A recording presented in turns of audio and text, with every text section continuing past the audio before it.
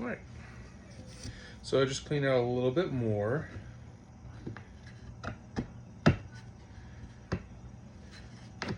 It's already seating better.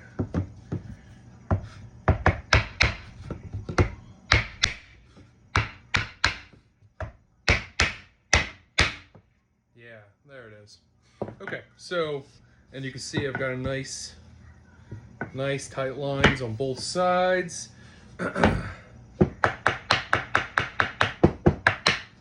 Nice and flush to the bottom. So now I got to remove the waste from this one.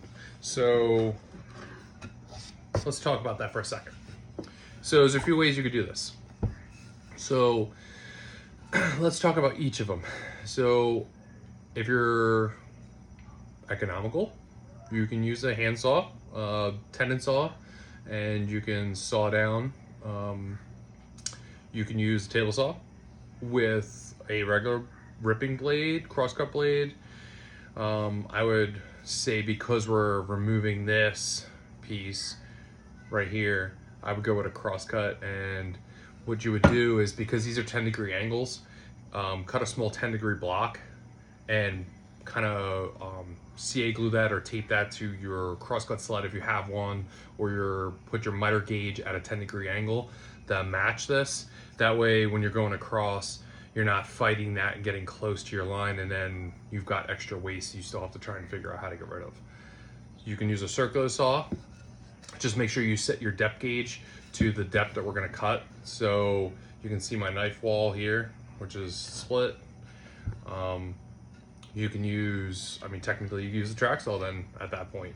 You can set the track saw, set the depth, and run multiple cuts across, and then clean it up. You can use the router. If you're going to use the router, I suggest you start at this end and you work your way to this end, because if you start at this end, you might wind up teeter-tottering as you get to the outside corner. So, and then you can also, technically you can use a router plane. So I have one of those from Cat's Moses. I actually really enjoy using this. So it's got a depth stop, so I'll set that and take incremental. So obviously I've got a large bite there, but that's because I used it after I used the router. I took the router and I went close to my line but not to the line, and then used the router plane to clean up to the line. I'm finding more and more that there's a really nice balance behind using power tools and hand tools. Use the power tools to take away the bulk and the large mass amount of work, and then really bring in that fine tuning into your joinery and your furniture making or cabinet making, whatever you're making for that matter. With hand tools, you tend to get a lot more precision and accuracy. And really on that topic, listen, I haven't been doing this that long, but the fact is, don't doubt yourself. I've been there. I've messed up. My first kitchen table I ever did, I ruined the tabletop twice, and I had to redo it a third time. It's a fact of life. You have mistakes that happen, but how do you learn? How do you get better? It's like playing football. You're gonna miss passes.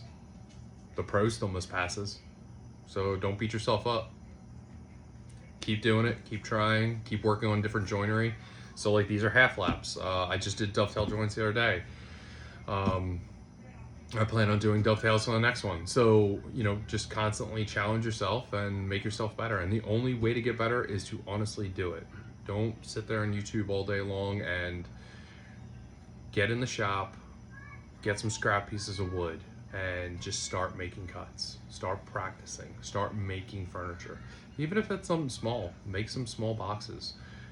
Make a small jewelry box, small heirloom box for your kids, or a loved one, mother, your wife, you know what I mean? So just take the time in your day, and remember, how do you get better? Practice and consistency. That's the biggest thing people forget, is consistency. Even if it's just 30 minutes a day, even if you're only cutting 2-3 dovetails, and going through the motions, you'll slowly get better. Your gaps will get smaller. You'll get tighter fitting dovetails. You will slowly become a master at that craft, and you'll learn to really appreciate it and really enjoy when you get that order or that project, or just that day you decide you want to go build something and you're like, man, I'm gonna put some dovetails in this, and there you go, and you're in it.